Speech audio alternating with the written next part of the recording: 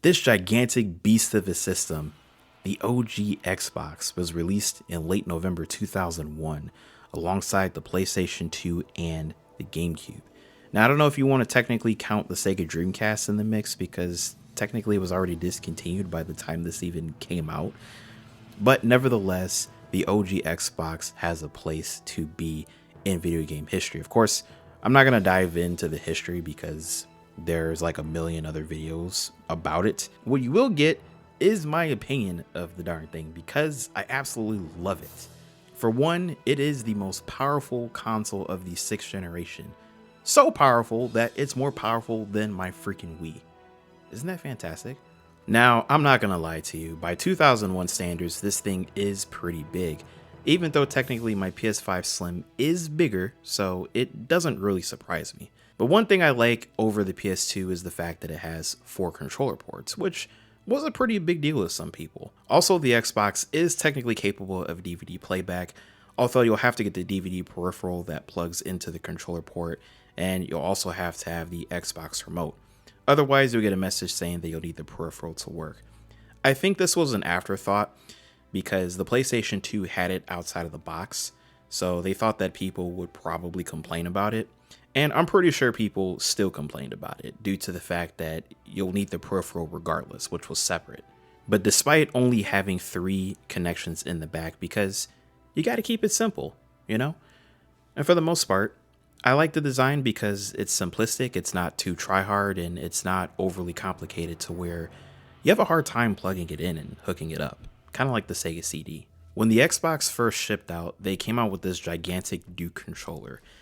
Now, I know people have been talking smack about this controller, but I don't think it's a bad controller, but I don't think it's the greatest controller either. I mean, I myself am questioning like everybody else, like why do they have to make this controller so big?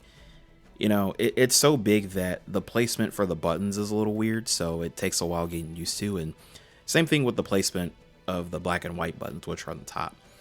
You know, a lot of Xbox games that I played, they utilize those black and white buttons more. And, you know, it got me thinking, like, I wish they were in a different spot, you know, because otherwise it would have been more convenient. But when they came out with the revised controller, the Xbox Controller S, oh man, this one was actually a winner. This, in my book, has to be one of the best controllers ever made.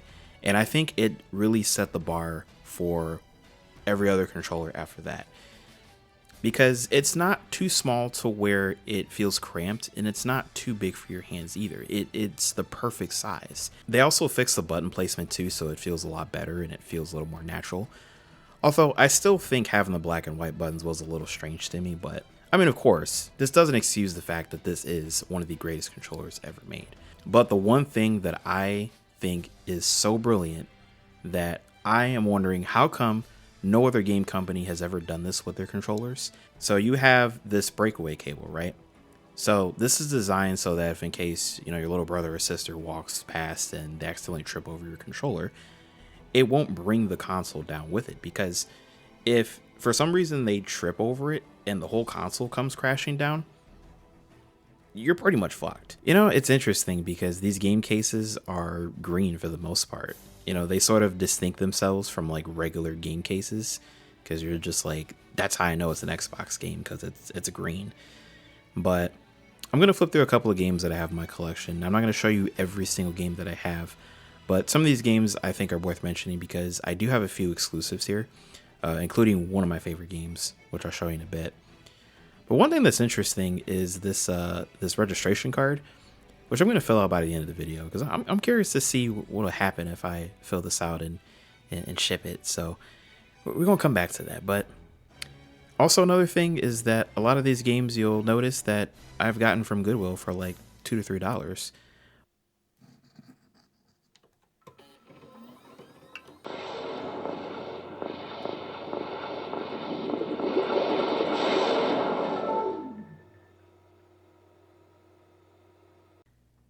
Now, this one I've been coming back to for years now, and this is actually one of my favorite games of all time. This is Juiced.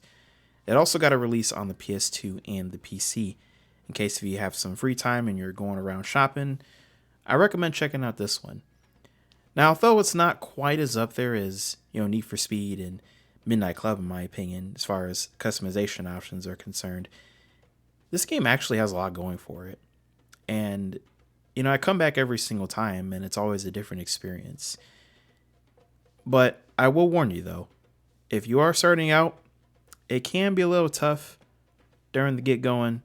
And also, the faster the cars are, the tougher time you will have trying to control them. So just be careful. So this next one is Taito Legends, which is basically a compilation of some arcade games.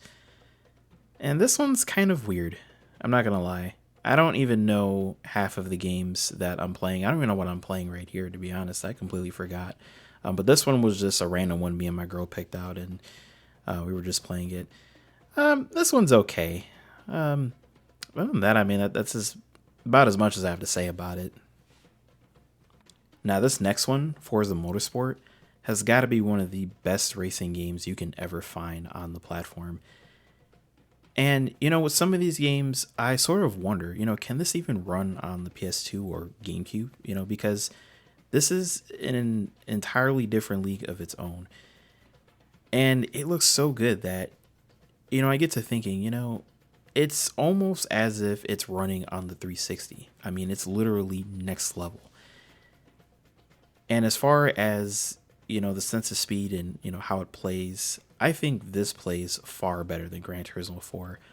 Don't get me wrong, Gran Turismo 4 was definitely one of the best racing games of all time. It's gotten all sorts of cars, But this, although it doesn't have as many cars, it does have more customization options. And its tracks, I think, are more interesting, I think. But more importantly, the gameplay experience, which is just far better. Now, this one will go down in history as one of the greatest all-time classics. And, Underground 2 really brought a lot to the table. For one, it was really heavy in terms of customization options. There was a lot that you could do with cars in this game besides Midnight Club 3. But the only thing is, its sense of speed tends to be a little slower paced for me, at least compared to all the other games that I played. But also, you got to crank up the difficulty a little bit, because I think I had this on normal, and eventually I blew everybody out of the water. But this one is definitely worth a try. So next up we got Backyard Wrestling 2, which actually I didn't realize until I looked at the box that it is in fact an Xbox exclusive. And well, I don't know. I think the graphics look a little bit rough for my taste. It's kind of a little crude, but it's got a pretty good selection of characters. Levels, not really a whole lot to choose from. I mean, honestly, I haven't really spent a whole lot of time playing this, so otherwise it's all right. The next one I have is DDR. I forget which one this is exactly, but this one actually was pretty fun, believe it or not, without a mat. I was enjoying the living crap out of this. If you guys ever play DDR, you guys gotta try the controller. I mean, at least just give it a try, Because sometimes you might not have enough room for a mat or, whatever the case might be. I don't know. It was just taking up so much space, so I got rid of mine, but I actually had a lot of fun playing with the controller. Then, of course, we have Halo, the very first one, and this one is another one that is considered to be one of the all-time greats for the OG Xbox. Now, me personally, I don't think Halo's a bad game at all, but a couple things for me is I'm not really a big fan of sci-fi games, and oftentimes I found myself getting lost. But I should mention that, it tends to slow down a little bit, and that's how you can tell it really pushes it to its limit. Then this one came out a little bit later in the Xbox's life cycle. You can definitely tell this one was more so designed for the PS3 and the 360. So it doesn't play quite as well as those versions, but it's still pretty impressive on the Xbox nevertheless. And it just goes to show you just how capable this thing really is. And this definitely feels like a modern Call of Duty. I mean, but you can definitely tell this is in its early stages, of course, since, it's not quite up there with the other ones. But this next one, though, now this is my first football game I ever played on the Xbox, period. And Madden 06 actually is not that bad. But like with every football game, it does take a little while getting used to, especially if you're not used to football and the mechanics. So I'm kind of new to playing football games. I have been trying them here and there, just not on the Xbox platform though. But otherwise, this one's actually not that bad once you get used to it. And then the last sports game I have is NBA 2K3. I noticed something with the Xbox and the Dreamcast. Like, once the Dreamcast was discontinued, the Xbox seemed to have carried the torch throughout the rest of the way. And I think Sega chose the Xbox because it was technically more powerful than the PS2 and the GameCube. Although they did come out with Sonic Adventure, but I think that was cross platform. But, Shenmue 2, I heard, was an exclusive on the Xbox, which is one that I don't have. But also 2K was a big thing on the Dreamcast, and this one was made by Sega, as you can tell. And this one I don't think is too bad. But two things stand out to me. For one, I don't really like the view since I'm not really used to it. But the other thing is the controls. They definitely take a while getting used to. But once you get used to them, it's not that bad. I mean, I wouldn't say it's the greatest basketball game of all time.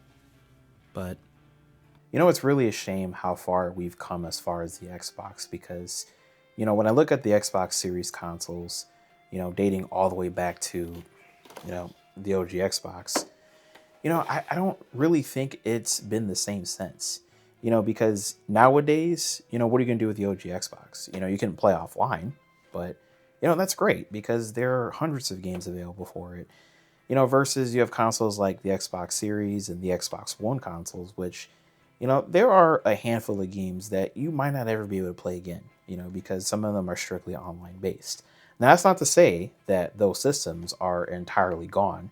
You can still play games on them. It's just you're not going to have as much of a game library as with, the OG Xbox. And that's why I think the OG Xbox has a place to be. And it's definitely one of the best systems ever made. And at one point, it was right up there with the PS2. And not in some ways, it's actually better than the PS2. And, the more time I spend with this, the more I seem to forget what system I'm playing because, the quality of games that existed for this is just, it's amazing. When you had games like Halo and Forza Motorsport that didn't even exist on other platforms. And, I even question, like, will these even run on other platforms? That was really the best thing about this is, it was truly powerful for its era. I honestly think it deserved a longer lifespan. But of course, with the rise of the 360, everybody seemed to, forget, what the original Xbox meant and what it was. And that audience was more geared towards Xbox Live, where online gameplay was a top priority. Something that this still did until 2010 when they discontinued it. These systems have definitely gone up in price over the years. I've gotten this one for about $20 at a thrift shop and it worked perfectly. And there's always that chance you're going to find something like that at thrift shops once in a blue moon. But even then, the more often I go to thrift shops, the more often I realize that you just don't find systems like these anymore for like $20 in perfect working condition. Because you go on eBay and I see these things go for like hundreds of dollars, which is insane. And that just goes to show you that the OG Xbox, definitely has a place to be. It's definitely a great system up there with the PS2. Its controllers are absolutely one of the best. Well, the controller S's. And its exclusives are definitely worth taking a look at and revisiting. So if you ever get a chance, definitely pick one of these up because these things, they're selling like hotcakes and people are definitely wanting to buy these things.